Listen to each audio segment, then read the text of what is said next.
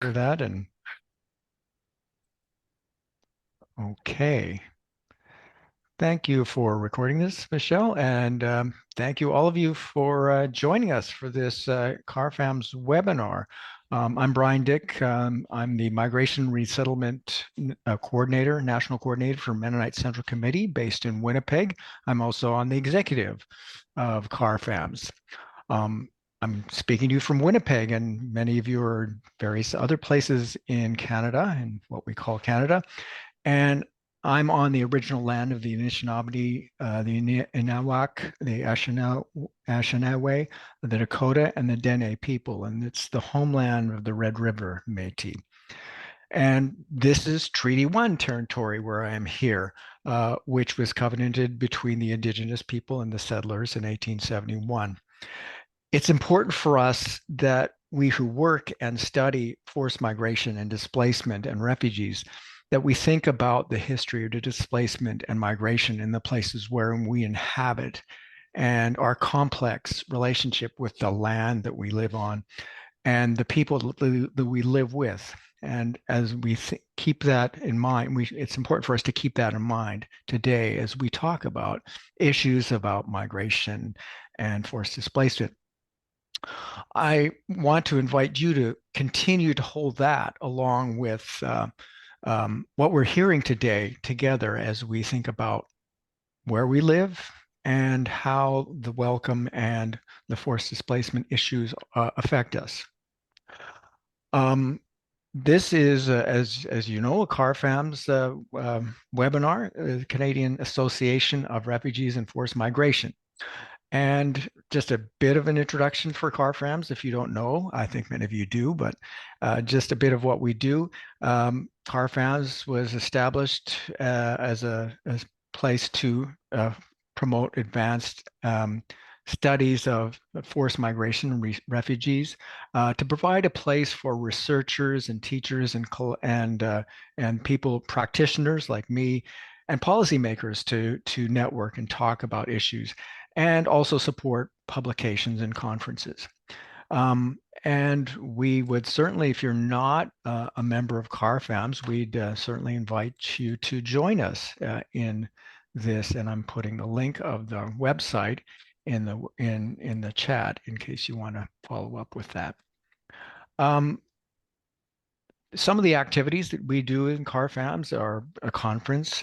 We do conferences to bring academics together to talk about various issues and present papers, have a regular newsletter, and we have periodic webinars like this on forced migration and refugee issues. We also have an essay contest for students and others, and that is what we're going to be focusing on today. So I want to invite colleague on the executive for CARFAMS, Dr. Julie Young, who's the assistant professor in geography at the University of Lethbridge, to introduce the rest of this webinar and introduce our panelists. Go ahead, Julie. Thanks so much, Brian. So this webinar presents the work of the winners of last year's essay awards. We have 2 essay award competitions, the Student Essay Contest and the Lived Experiences of Displacement Award. So I'm going to take just hopefully 2 minutes to talk about each of those really quickly, and then we'll move into kind of the heart of today's webinar, which is the presentations from last year's winners. So the CARFAMS Student Essay Contest recognizes the most outstanding research produced by students in the field of refugee and forced migration studies. Last year, we awarded 2 prizes in the undergraduate category to recognize 2 excellent papers, and both students presented their work at the May 2023 CARFAMS conference as part of the Congress of the Humanities and Social Sciences, and we'll hear from both of them today. Winners of this year's 2024 student contest will be announced soon, and please stay tuned for a webinar in the fall. The other essay contest or essay award that you'll hear from today, essay award winner, is in the category of the Lived Experiences of Displacement Award. And so this is a new award that was developed at the initiative of 2 of my colleagues, Anna Perkey, who's here today at St. Paul's University College at the University of Waterloo, and our colleague James Simeon, who is at York University on sabbatical and so unfortunately unable to attend today. But last year, CARFAMS teamed up with two other projects, the Local Engagement Refugee Research Network and the Borderless Higher Education for Refugees project, to create a new annual award that aimed to recognize outstanding scholarship produced by students and early career researchers within the academic field of refugee and forced migration studies, and also with a lived experience of having been forcibly displaced. And this joint award aims to ensure that refugee and forced migration research is shaped by a more inclusive and equitable collective engagement, and has the objective of amplifying and highlighting the voices of those with a lived experience. So the winner of our inaugural award in the early researcher or early career researcher category is one of our speakers today. And we want to, this one for this year is still open. So we want to encourage you to share this with your networks, encourage people you know to apply. I will follow up by putting the link in the chat. Just to give you a sense of what we're doing today. So I will introduce each of the speakers as they kind of step to the stage. Each award winner will present their winning paper, and they'll have a maximum of 20 minutes. And then we'll save the questions for the end. And in terms of the Q&A session, my colleague Brian will moderate it. You can either raise your hand and then when invited, you can unmute yourself and ask the question, or you can always also make use of the chat function here. So without further ado, I'm going to introduce our first speaker. So Lilly Neang is a recent graduate from the Global and International Studies program at Carleton University, where she'll be returning in the fall for a master's in migration and diaspora studies. Congratulations. As a daughter of Cambodian refugees, Lilly is heavily involved in the field of forced migration as an emerging scholar, private sponsor, volunteer, and advocate. She is a knowledge mobilization officer with the Local Engagement Refugee Research Network and the co-president of Carleton's WUSC Local Refugee Sponsorship Committee, and also just completed a work term with Immigration, Refugees, and Citizenship Canada. She's a self-proclaimed foodie that is passionate about the role restaurants play in resettlement journeys, as seen through her submission to the 2023 CARFAMS Essay Contest, which you will see her present today. So welcome, Lilly. Thank you so much, Julie, for that introduction. And just putting my screen up to share now.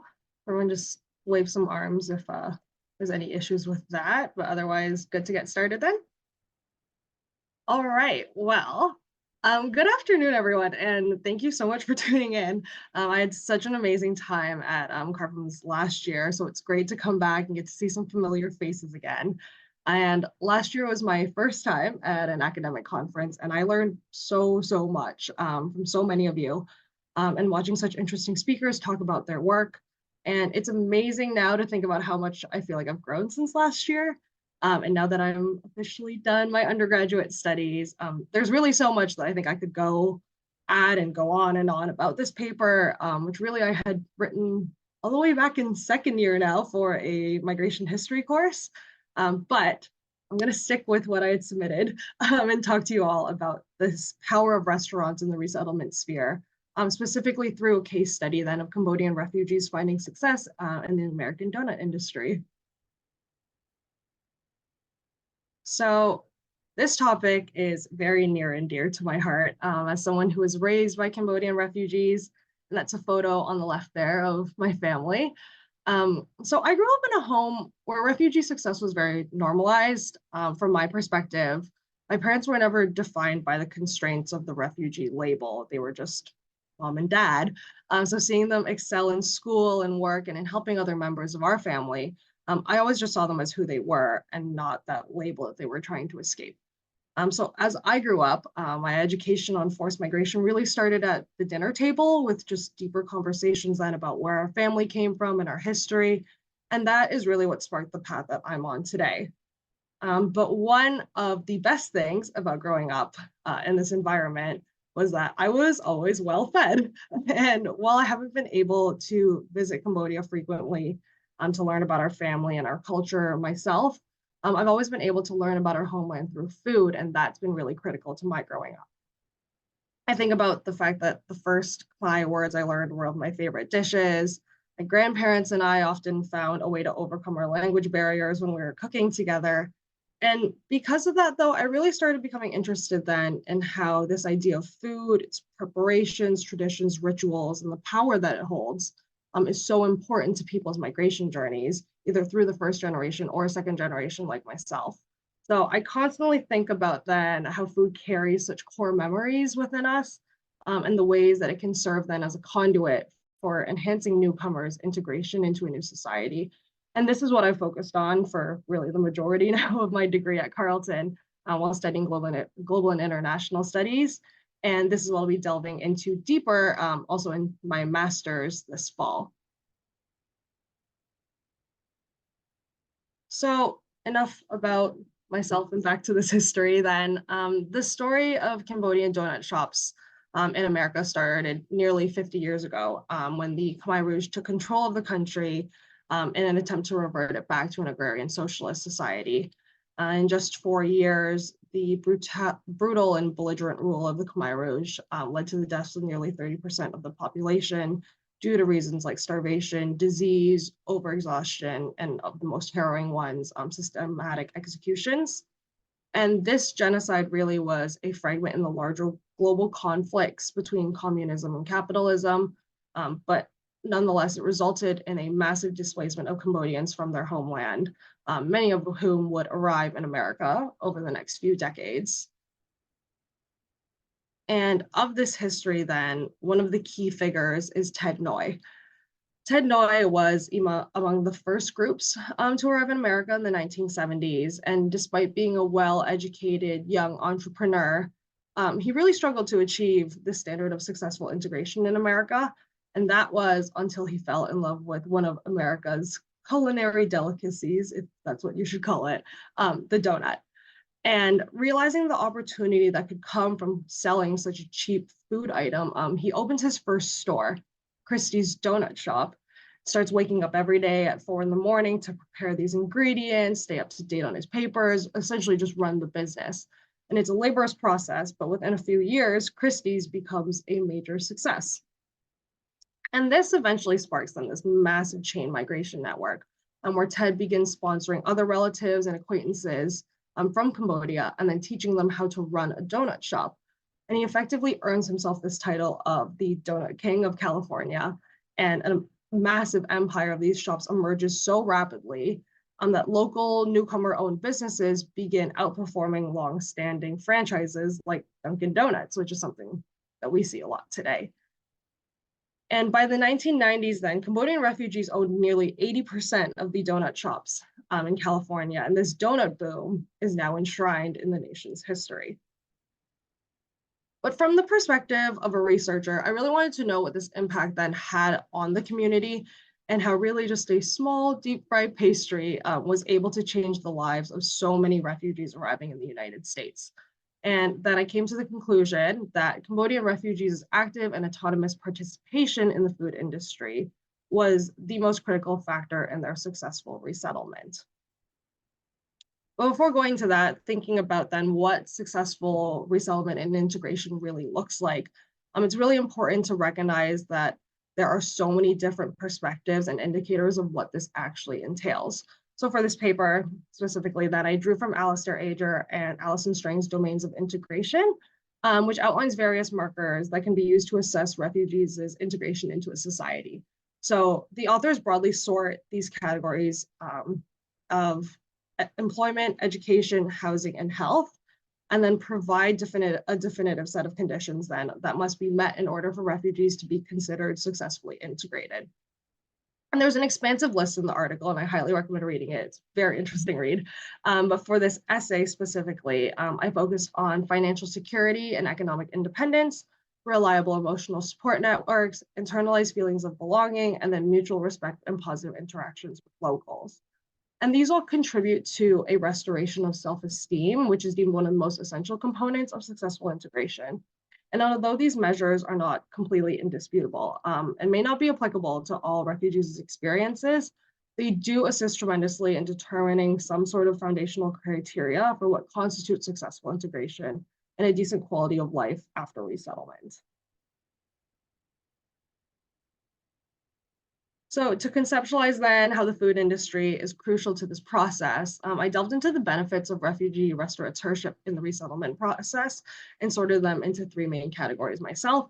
So those being financial stability and security, strengthened relationships within the refugee community, and then upward social mobility within the receiving community. So to get into this first point then, stable employment and financial independence are essential to securing safe housing, proper nutrition, and other basic necessities for the refugee community. But becoming donut shop owners really allowed Cambodian refugees to meet these needs independently. And self-employment not only helped them circumvent xenophobic employer bias, but it was also a great opportunity for learning on their own by teaching each other. So the decision to sell donuts was strategic not only because of its high profit margin, but it also required little language proficiency to get started. And this was especially important because within the Cambodian genocide, one of the most targeted populations were those of educated backgrounds. So a lot of the refugees that were arriving in America lacked language proficiency and a lot of the skills needed to market themselves to the American workforce. So in the literature, many refugees talk about how the names then of donut flavors were some of the first English words that they learned in America. And as they gained more experience then as restaurateurs, their English improved significantly, either through interactions with customers, but also just through running the business. And from that, they also learned then the key entrepreneurial skills from Ted Noy and their other associates, which really advanced their confidence and ability to contribute to the local economy. But also being a casual kind of self-owned workplace also had tremendous benefits for the family unit themselves, as Cambodian parents were able to bring their children to work with them and delegate tasks to relatives, both of which dually reduced employee wages and also relieved the stress of having to secure childcare during work hours. And this saved significant amounts of money for the family and allowed them to prosper economically and avoid really falling under that poverty line that many refugees struggle to overcome upon resettlement. And socially, the ethnic enclave that emerged in California out of this donut industry network was so important in developing meaningful relationships between members of the Cambodian community. And these businesses brought individuals together as they worked in each other's shops and shared advice on entrepreneurial practices and also just celebrated their achievements together. And this pay it forward mentality that Ted Noy had created was not only financially advantageous, but became an essential source of emotional support. So as coworkers and colleagues became close friends from the donut shops, Cambodian refugees were able to lean on each other and overcome many of those feelings of isolation and loss and grief that often accompany resettlement. And these social networks were also pivotal to cultural retention and transmission, as surrounding themselves with other Cambodians meant that the diaspora could transmit their culture to the United States without this fear of being ostracized as a foreign minority. Donut shop owners really worked hard to reinvest in their community's culture through examples like funding the construction of a Buddhist temple, but also celebrating holidays like Khmer New Year together, which actually happened last week. And these expressions really help in entrenching this sense of home and a sense of belonging in America. And a lot of these factors and impacts still show today, as Southern California is really now known as the place to go to experience Khmer culture in North America if you aren't going to go to Cambodia yourself. And then the last benefit that was explored in this paper was how donut shops really created upward social mobility within the receiving community. And this narrative of coming to the United States with nothing and then building a life through hard work and grit really embodies the American dream. And this rags to riches storyline fueled a sense of empathy and acceptance from the local community that was critical to feeling a sense of belonging. And the donut industry was already well established and extremely popular among American consumers, but by becoming experts in this local trade, really, then people quickly began to see Cambodian refugees less as foreign victims of a backward society and more so as just your friendly neighborhood donut shop owner. And that shift in ideology and perspective was really critical here and reducing the amount of rejection that was felt by the community. because food really, at the end of the day, possesses this unique quality to serve as a bridge between cultures and bring people together. And we saw then in the media how these narratives shifted significantly in the late 1980s, from fear and concern to really praise and admiration for the Cambodian refugee community in California. And this decline in social rejection was just so important in feeling that sense of belonging. And it allowed the community to settle in and begin to weave themselves into the country's social fabric as valuable contributors. And while the case of Cambodian refugees in California's donut industry is really an enthralling history, it really is just one example then of the role that restaurateurship can play in people's migration journeys. And with further inspection, we can really start to see then these political, social, economic, and cultural implications that play out, even where I currently am in Ottawa, which is the self-proclaimed shawarma capital of the country, or in the thousand of Chinese restaurants that we see across the country, the emergence of different cuisines now in Canada that weren't available, 20, 30 years ago. We see the new cuisines that we get to enjoy because of the newcomers in our country. But institutionally, I would love to see more support for refugee restaurateurship, either whether it's through entrepreneurial trainings or programs and specialized grants for these businesses, because we see how important it is both for the refugees themselves, but also the communities that they resettle in, where people like ourselves are impacted by really this growing cultural potluck that we can start to see within Canada. But nonetheless, what is most important is that we recognize the invaluable contributions of that refugees make to society, and that we respect this agency and then create more opportunities for personal and positive growth. So for myself, I'll actually be doing more research into this topic as part of the Carleton University Research Opportunity Program this summer with Laura Matacoro. So if anyone has any recommendations for refugee-owned restaurants in the Ottawa-Gatineau area, I'd love to hear them. Also be pursuing this further in my master's in the fall.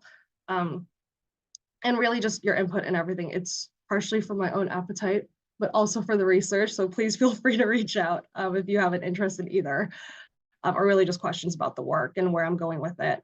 I'm always happy to discuss my work and where I'm going with it, and really just to learn from you all as well and discuss these all in further detail. But all of this to say, though, thank you to everyone for being here and listening to this, and thank you to CARFAMS for organizing this webinar. So great to be a part of this organization, and I cannot wait for all of you to also hear what Lawrence and Mohamad have to say as well, since they've got some really interesting things to present too. So thank you so much. Thanks so much, Lily. Excellent work. I'm very excited for the Q&A and to hear more about your upcoming work. Thank you. Okay, so now I will hand it over to Lawrence. And so Lawrence, I'll invite you to start pulling up your screen, and I will introduce you to the rest of the audience. So next up, we have Lawrence Decano, who is in his final year of undergraduate studies at the University of Lethbridge. He is about to convocate with a Bachelor of Arts in Urban and Regional Studies and a minor in anthropology. So congratulations also to you, Lawrence. Lawrence is interested in how migration, settlement, labor, and cities overlap to create nuanced experiences. And I will hand it over to you. It's bringing me back to the COVID years here. Hello, everyone. My name is Lawrence Decano. Thank you, Julie, for that very thoughtful introduction. I am a graduating student from UNISTEM, meaning the Great Buffalo Skull, more commonly known as the University of Lethbridge. I will be graduating with a Bachelor of Arts in Urban Regional Studies and a minor in anthropology. Just to preface this presentation, as Lily said, we did write this paper at the end of 2022. And as a student researcher, papers and opportunities such as this is a useful way to reflect and rethink arguments and stances we have made as we were learning and growing. So there are a couple of sections which I would rewrite now, reflecting back on the piece I have submitted. But those changes are reflected on this presentation, which I will let you know.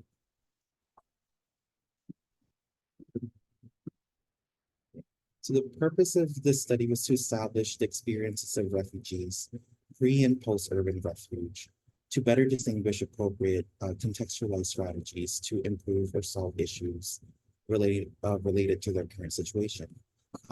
This was done by understanding the propensity of refugees to move towards the city, examining the extent to which urban refuge affect Nairobi, to assess the extent to which strategies are or can be implemented in Nairobi to improve or solve issues related to urban refuge. First is to understand how the refugee individual is described and constructed. So most of us are familiar with the UNHCR definition of a refugee. But I, along with Dyck, can also argue that refugees are colonizers. They are biopolitical actors. They lead a life of permanent exception, which is always distinct from the citizen. They exist in a state of ambivalence where they are exposed to violence from society and the state, but are also excluded from the state's ethical and moral responsibilities. At the core of this essay, I aim to reframe the refugee narrative, departing from the depiction of refugees as victims and as passive individuals to people who are vulnerable, recognizing the violence of displacement, but also active, able to act on their agency to resist and navigate their current conditions. Next, I distinguish the spatial occupation of refugees in Kenya. Mainstreamed ideas of refugee-occupied spaces often describe and depict them in camps or settlements such as this one, the Kakuma camp in Kenya. But as of 2021, there are more than 500,000 registered refugees and asylum seekers residing in camps and settlements. However, urban refuge is a growing strategy pursued by refugees. Ideas of refugees in camps creates a homogeneous conceptualization of refugee experiences. This overlooks other important issues beyond the context of camps such as urban refuge. But moving on, why do they move to the city? So I called the first reason as push factors. So it characterizes the ways in which camp lifestyles as well as internal and external governance influence outward force away from the camps. Based on Kibriab's research in Sudan as to why most governments prefer spatially segregated settlements. Preventing integration into host societies is the most evident in the Kenyan context. This prevention is actively practiced through credentialization methods by removing existing skills, capacities, capabilities, and qualifications of refugees that refugees have prior to displacement. This has created immobilizing effects socially, economically, politically upon refugees. Besides credentialization, physical mobility is also disabled through extortionate practices or bribery paid to institutional actors. The travel expense then becomes a burden upon the refugee individual that is intensified by their inability to participate in legal and formal livelihood, due again to credentialization and the camp's highly competitive informal camp. Moreover, aid provisions are structured based on the spatial confinements of camps, where surveillance is naturalized and activities are controlled. This is exemplified in the observed repressive manners. Camps have exuded through social contracts that diminish or completely take away refugees' autonomy, most of whom have no alternate solution to their displacement in exchange for international assistance. Pull factors, on the other hand, explain how urban ways of life produce inward forces towards the city. The promise of the city often entails ideas of abundancy, whether it be in terms of employment, security, services, or social diversity. In relatively current literature, livelihood opportunities and greater security are the two main reasons declared by urban refugees as to why they have decided to settle in Nairobi. For example, anonymity is used as a defense strategy in order to virtually erase individuals fleeing from the enforcement of immigration policies by the government. This produces fictive identities, whereas individuals begin to determine who they are and describe who they are rather than be ascribed who they should and can. Concerning educational systems in the Kakuma refugee camp, students commented that a significant difference between camp and non-camp educational systems is rooted in the larger proportion of accredited and professional teachers in the outside of camps. Additionally, the volunteer nature of camp education systems provide lower instructor accountability in terms of providing children with proper and adequate education, whereas teachers are accountable based on a transactional relationship between educators and parents in urban areas, where parents pay the fees to purchase the services provided by educators. There's also the Bright Hope thesis. It was first introduced to me by Dr. Wei Xu from the University of Lethbridge. This concept is derived from the Harrison-Todaro economic model, which theorized rural to urban migrations. According to Harrison-Todaro, massive migration despite high unemployment in the city is an economic national choice. In the refugee context, it reiterates the refugee agency argument I have previously mentioned that frames refugees not only as inherently politically active, but also economically charged, show through their willingness to sacrifice material aid provisions and legal security in camps. I also propose the concept of city. So this one is rooted in concepts proposed by Ajir, who described camps as unfinished or incomplete urbani. The Monquas and Kagwanja stated that camps evoke urban dynamics such as informal markets and social networks. I argue that the camp's incompleteness compared to cities are defined by ideas of citizenship. This legal recognition that is difficult to claim by refugee status individuals is then mitigated by the city. It is where the mimicry or the reflection of city qualities and camps become useful in integrating refugees into the urban landscape. But next is to understand how this migration affects Nairobi. So refugees' choices to reside in cities stems them from receiving legal protection and material assistance from organizations and institutions. Participation in the urban informal economy can then be seen as a survival strategy, or as Campbell termed it, survival mechanisms to generate income, an adaptation to and a consequence of residing in urban spaces. Corruption is reproduced through the interaction between illegal urban refugees and police officers. Refugees mitigate this threat through bribery, as I've described prior. As a result, this practice has since generated a lucrative side business for police officers preying upon the legal vulnerability of refugees. Urban refugee residences are limited to the peripheral slums and land, inappropriate for normal residential development, such as great sites or long transportation infrastructures, most of which are also preoccupied by pre-existing local urban poor.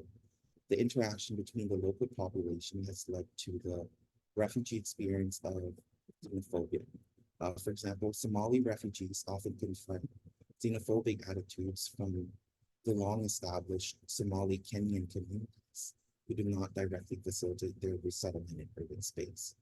I argue that this divide is derived from notions or ideas of citizenship, founded in this instance by temporal differences of occupation and sense of identity. With highlighting the issues in hand, we also need to complement it with possible solution. This is a section that has given me pause to rethink my arguments, and I have made changes on my steps and arguments. As a colleague reminded me recently, visiting and visitors does not always need to be people. It can be script, policies, amongst other things. So we must revisit integration not only as a durable solution, but also as a viable solution to displacement. Urban refugees are already integrated into city spaces, informally, yes, but quite successfully. It shows the possibility of integration on the ground, yet policies and legislation concerning citizenship is hindering this opportunity. Instead, it accommodates binary ideas of who is a citizen and who is not, based on borders that are products of colonialism. I mean, we can never truly live in a world that does not defer to borders. We would put quite a few of us out of commission. But as a starting point, I argue that along with the thoughts of integration, we must consider reviving the common, the collective, moving beyond the individual. I mean that in terms of scale, in terms of a person, an individual municipality, individual region, and individual state.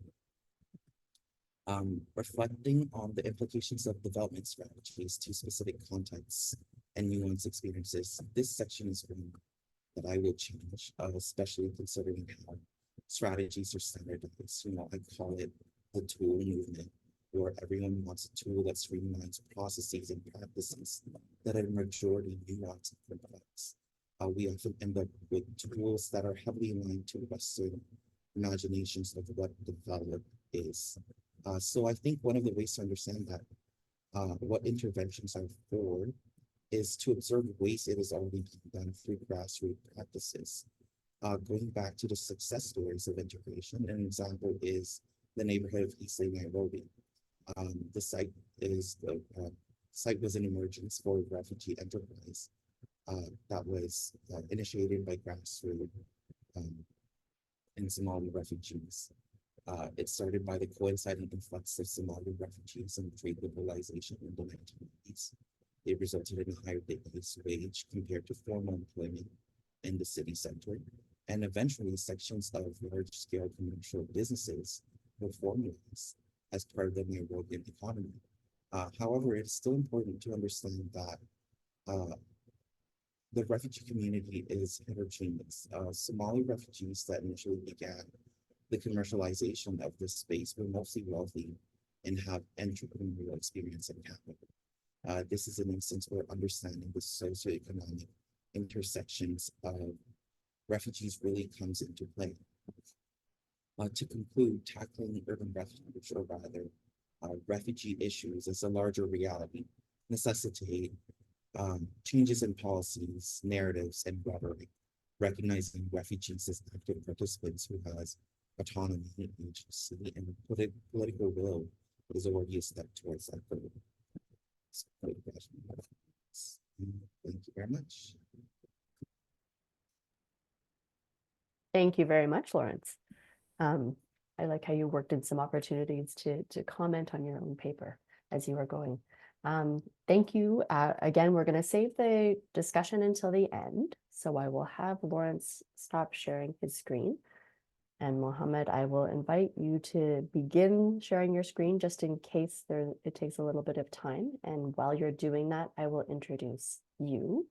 And I will this time remember to put the link in the chat for the upcoming Lived Experiences of Displacement Award. So we're very lucky today to be joined by Mohamad al-Ashmar, who is a humanitarian professional and international relations doctoral researcher at the University of St. Andrews.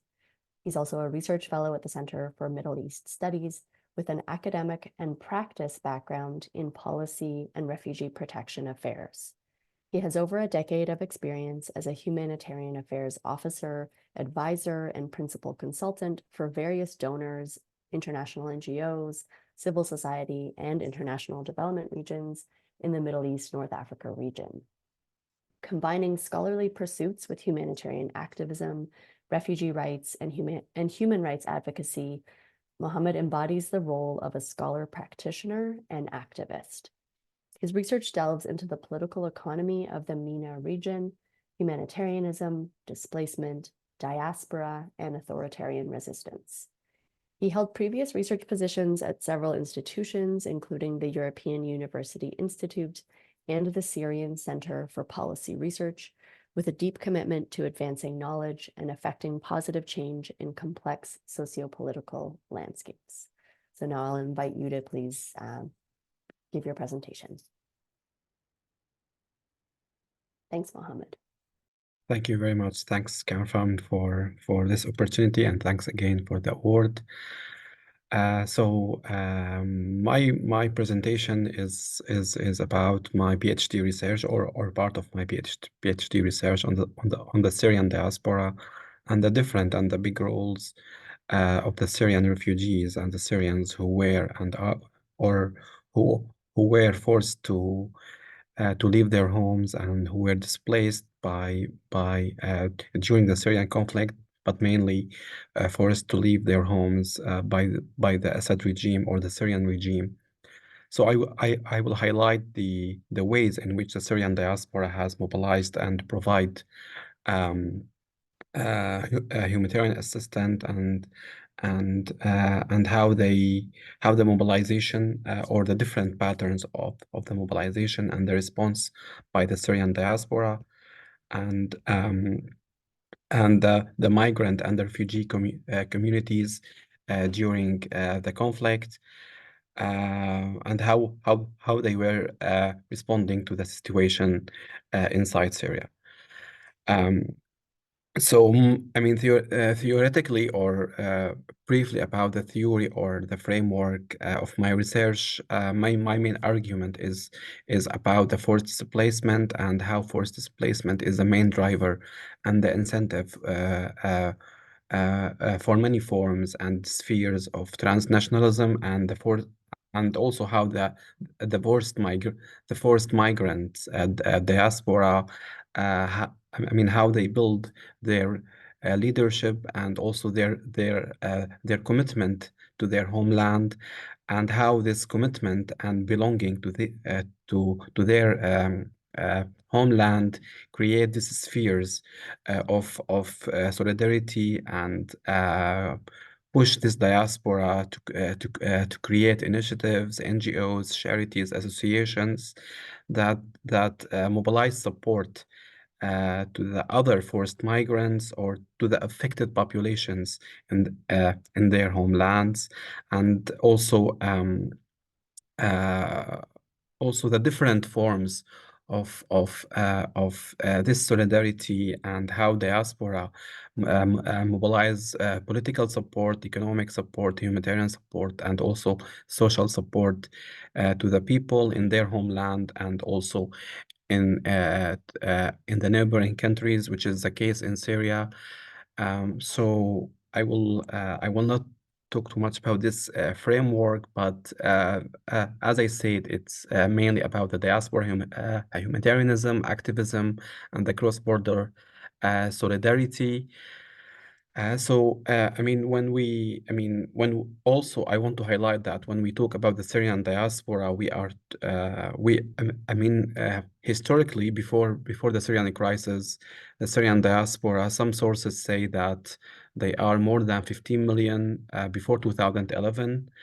And some sources say that the Syrian diaspora before 2011, before the conflict, were around 4 million. But anyway, in both cases, the number of the Syrian diaspora and refugees has increased and still growing significantly during the last few years. And according to the UN, we have more than 7 million Syrian refugees, and the Syrian uprising and the Syrian conflict in 2011 was a transformative event that triggered these collective actions by the old Syrian diaspora and the new Syrian diaspora to contribute economically, politically, and to respond to the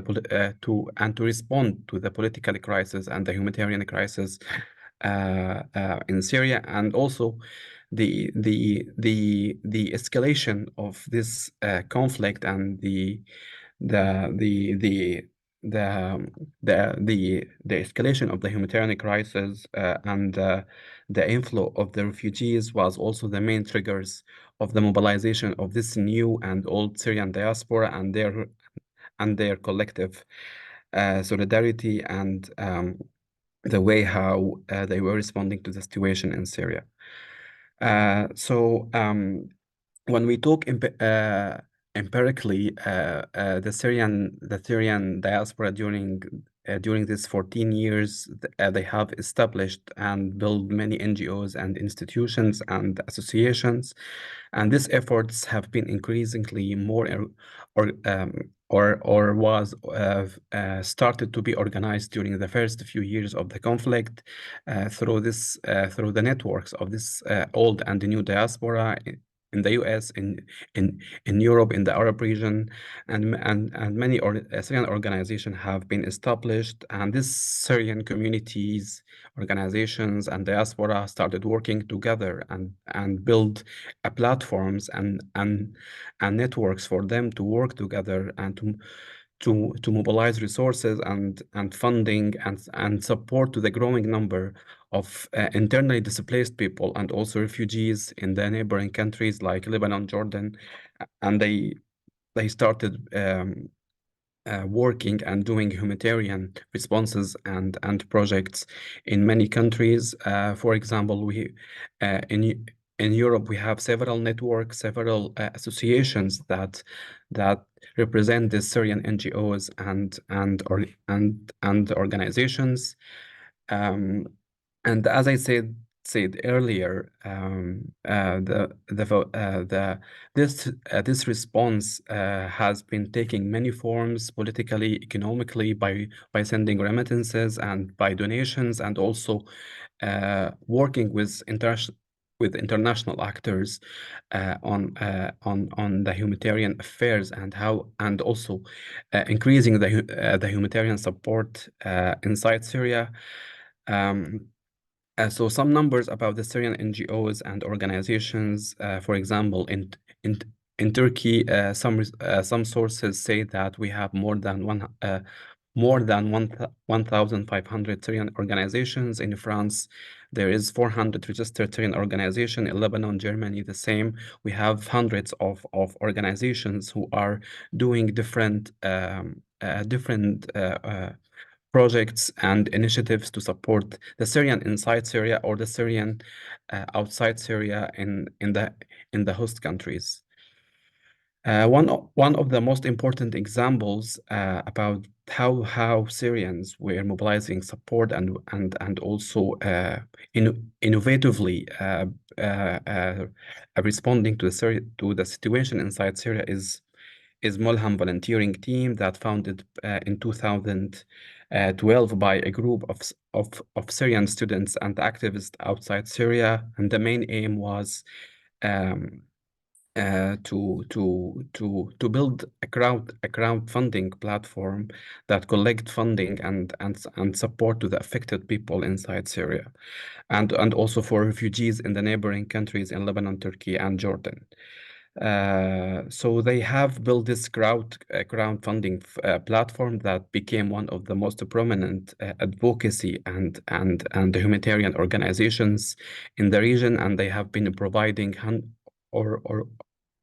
they have been doing hundreds of projects and campaigns and emergency campaigns in Syria and outside Syria, and until now, they have been able to collect more than $4 million during the last few years, and they have done projects. And for example, one of their most important projects is the Mulham village, which they worked or they collected money and donations to build houses for displaced people inside Syria instead of building camps. They have transferred several camps and they build these houses.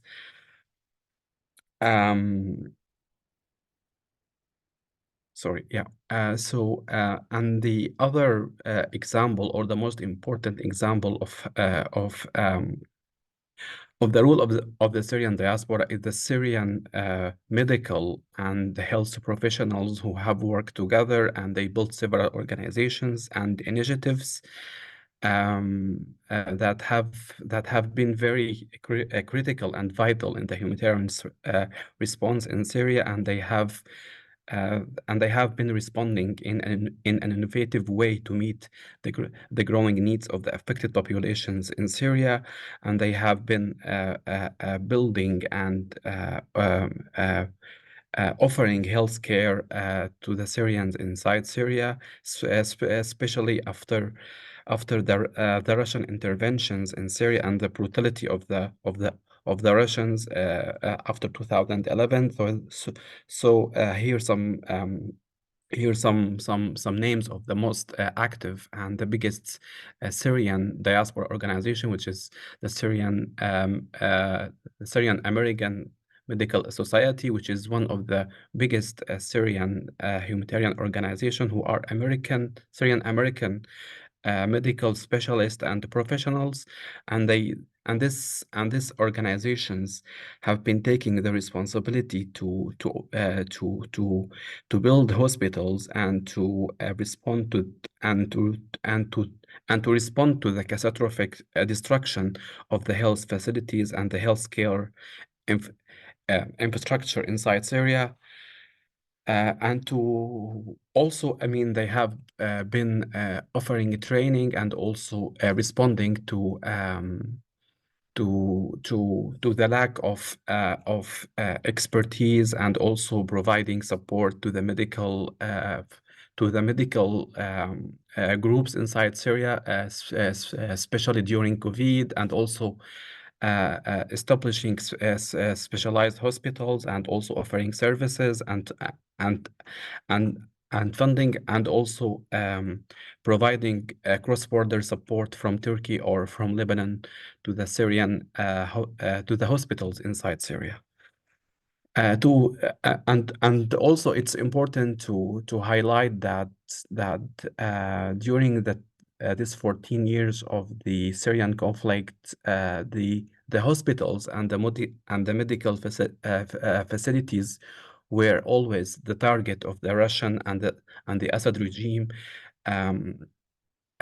So the role of this Syrian organization, this medical and health organization that were supported and managed by the Syrian professionals, were very critical, as I said earlier.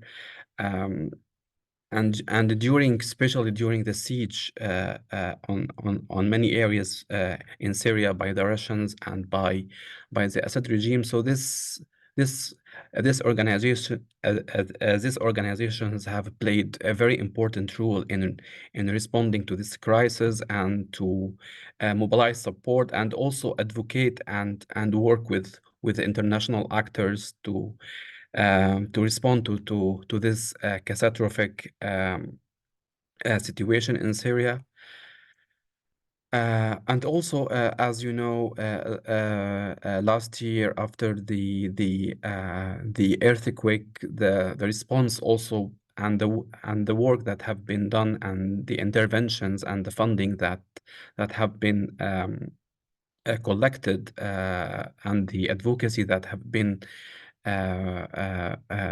initiated and led by the Syrian organizations and diaspora in many parts of the world, were also very critical and very important to support the response to the crisis after the earthquake in the north of Syria. And millions of dollars have been collected by this diaspora in the UK, in the US, and also these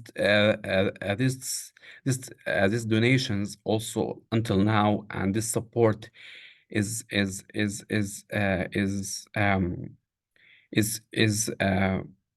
helping the Syrians who are living under in the non-government held areas to build their the infrastructure, and also build the schools and hospitals after the earthquake. The other part, or the other phase of how diaspora also have been responding to the situation, or the other, let's say, main let's say mobilization of the Syrian diaspora is also their work on advocacy and campaigning, and also how they have been documenting the crimes, the war crimes that have been committed by the Russians, as I mentioned earlier, how they are working on issues related to the human rights, accountability, and also how they also lobbying the governments to respond to the situation inside Syria. Some examples of how the Syrian diaspora organization of how they work, or some examples of how what they have been able to achieve during this 12 or 14 years. For example, the Caesar Syrian Civilian Protection Act that have been passed in 2019 by the American Congress, which is an act that imposed sanctions on the Syrian regime, and also recently there have been several acts that have been lobbied by the Syrian American lobbies in the U.S. So here we see that how these organizations and platform have been active in the areas of advocacy, campaigning, and also